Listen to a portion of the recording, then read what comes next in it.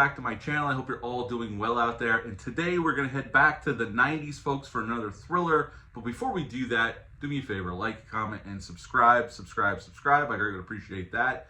And also, as always, a shameless plug for my TeePublic store. I'll leave a link for that in the description box below.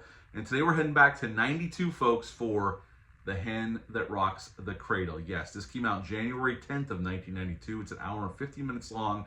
Had a budget of $11.7 million. And upon release, even though this got dumped in January, which back then very much was a dumping ground for movies that the studios didn't have faith in, this one made $88 million in America and $140 million worldwide. So this is a very successful movie. And this was produced by Hollywood Studios, aka Disney, one of their arms, Touchstone in Hollywood Studios, where Disney was able to do their more adult fare movies. And to direct this film, Curtis Hanson came in and direct this film. Now, in this film, we got Rebecca De Mornay playing Peyton. We got Annabella Lascora playing Claire. We got Matt McCoy playing Michael, her husband.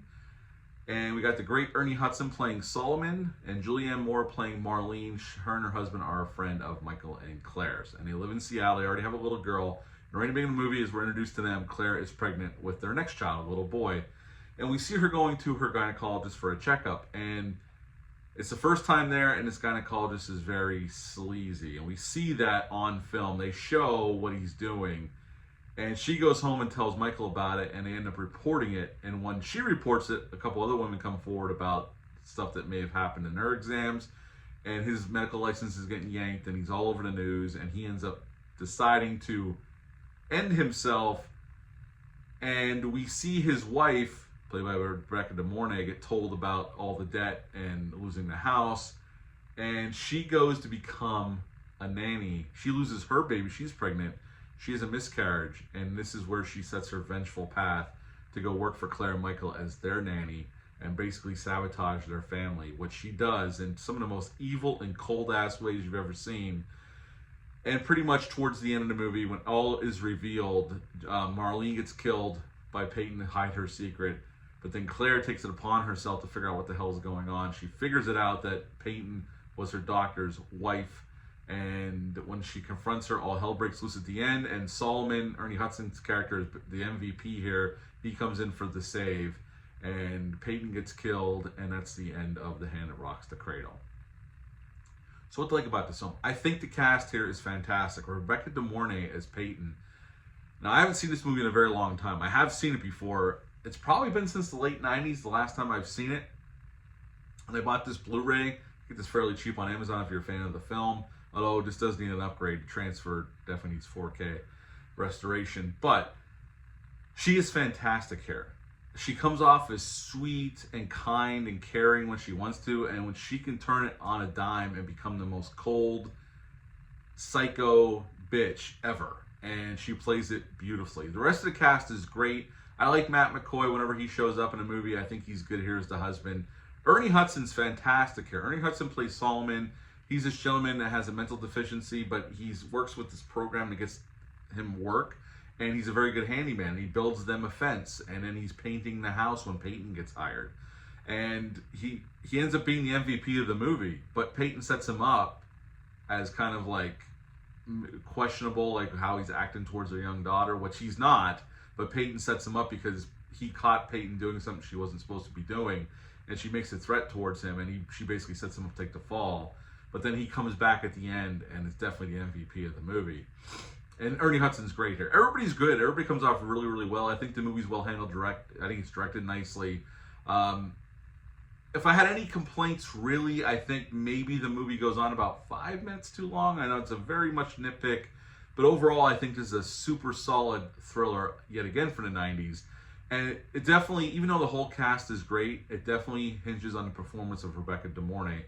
And she knocks it out of the park. I mean, when she turns on that icy cold, F you attitude, I want my revenge, because that's basically what she's on. She's on a revenge trip for what happened to her baby and her husband. Although, they do play it, there's hints of that she had maybe some mental issues before all of this happened to her, and this may have been the push she needed to go full-on psycho, but they don't really go into it. But we definitely know she has some mental issues for sure, no doubt. But she does play a tremendous bad guy. Rebecca De Mornay knocks us out of the park. She's fantastic here. Julianne Moore's great in an early role. I mean, she's not in the movie a whole lot. She's kind of a friend who she gets set up to look like she's having an affair with Claire's husband, although right away it's pretty much known that she wasn't having an affair with her husband. But she's the one that finds out Peyton's past and goes to tell Claire, and that's when Peyton sets her up to get killed. She sets this trap in the greenhouse that kills her, but it was actually meant for Claire. But Peyton sees the opportunity to get rid of Marlene because Marlene knows her secret before she can tell the family, so she takes advantage of the situation. And they definitely play up like Claire has asthma. They set that up early in the film, and that comes into play later on in the movie. So they definitely give you things that come back later on. I think this is another super solid 90s thriller, just like Breakdown. And this is one that I remember liking back in the day, and I enjoyed my rewatch on this rewatch. Now, the writer of this movie was a woman named Amanda Silver, and she rewrote the script several times in 2 years before it finally got greenlit by Hollywood Pictures, and they greenlit it and went in production at being a big hit. And the title of the movie is from a poem by William Ross Wallace. I've never read the poem, but you know, when you're doing research, you find out these little things. I thought it was of note that it is taken right from a poem by a gentleman who wrote a poem about using the same title.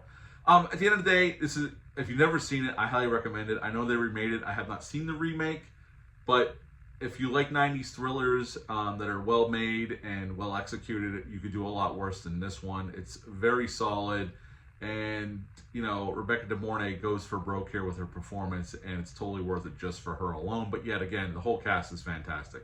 So at the end of the day, I really enjoyed my rewatch on this one, and I would give The Hand That Rocks the Cradle a 9 out of 10 as well, as I did Breakdown. Another fantastic 90s thriller.